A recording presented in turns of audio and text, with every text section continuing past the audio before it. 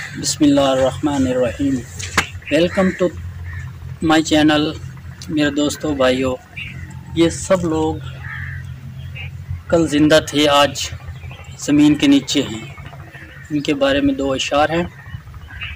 ये शहर खामोशा है, यहाँ बातें नहीं करते, रोते हैं यहाँ हंस हंस के मुलाकातें नहीं करते।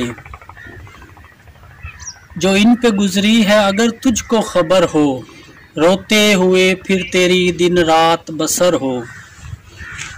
पढ़कर कोई भेजे ये दुआ ढूंढ रहे हैं, दुनिया के ये रिश्तों में वफा ढूंढ रहे हैं।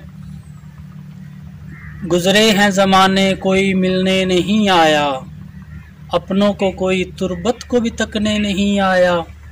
दुनिया ने थे इन्हें गफलत के हैं जाम पिलाए, दफना के गए ऐसे कि पलट के नहीं आए। दिल पाक जो लाए थे वही माँ जमी हैं, इन टूटी हुई कब्रों में भी ऐसे हंसी हैं उनके यहाँ पर भी बड़े वक्त सुहाने। हूरें जिन्हें आती है यहाँ झूला झुलाने, और अब तेरी हयात का भी है सूरज ढलने वाला।